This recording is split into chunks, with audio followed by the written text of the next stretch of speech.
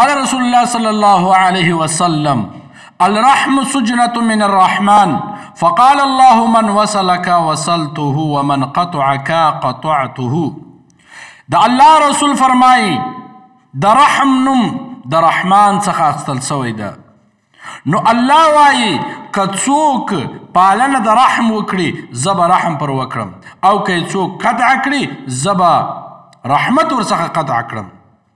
بیا د الله رسول صلی الله علیه وسلم فرمایي من احب ان یبسط له فی رزقه وینسع فی اسره فلا یسول رحمه. د الله رسول صلی الله علیه وسلم فرمایي که څوک غواړي چې زما رزق فراخ سي او عمر می زیات سي نو دی د پالنه د وصلې رحمي کوي.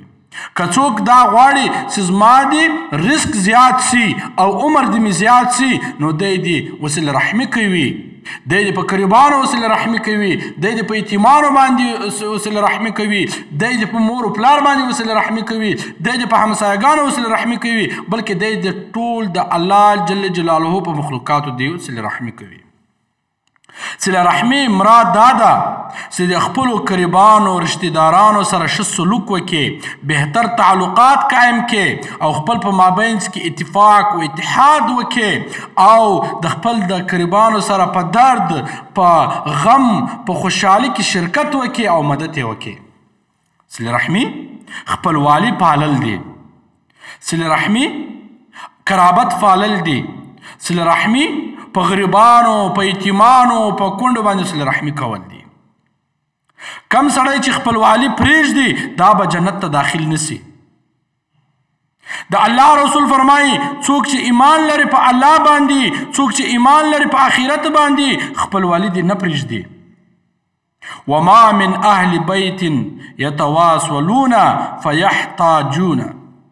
کم خاندان چې په خپل کور کې خپل په منځ کې صله رحمي او محبت او الفت معامله سره کوي دا خاندان به هیڅکله محتاج نسي، دا کور به هیڅکله محتاج نسي. کم د کور خلک چې خپل په مابینځ کې صله رحمي سره کوي او کم کسان چې خپل په منځ کې په محبت په الفت سره معامله سره کوي نو دا به هیڅکله وی محتاج نسي.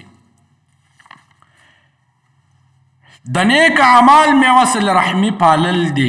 د نیک اعمال میوه څه شی د ثمرات، د نیک اعمال ثمرات صله رحمي پالل دي. صله رحمي دشمن غمګین کوي چې څه کوي د چا سره یې کوه د الله د رضا دپاره یې کوه، بل چا د خوشحالي طمع مه لره، بل چا د شکریه طمع مه لره او د بل چا د بدلې او د عوض طمع مه لره، بلکې بدلا او عوض د الله جل جلاله څخه غواړه. دغه رقم رسول الله صلی الله علیه وسلم فرمایي لا يدخل الجنة قاطع.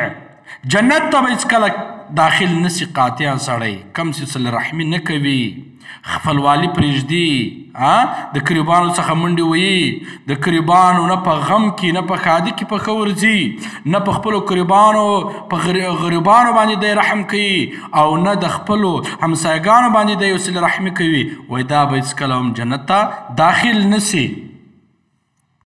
د الله رسول فرمایي وصله رحمي پالونکي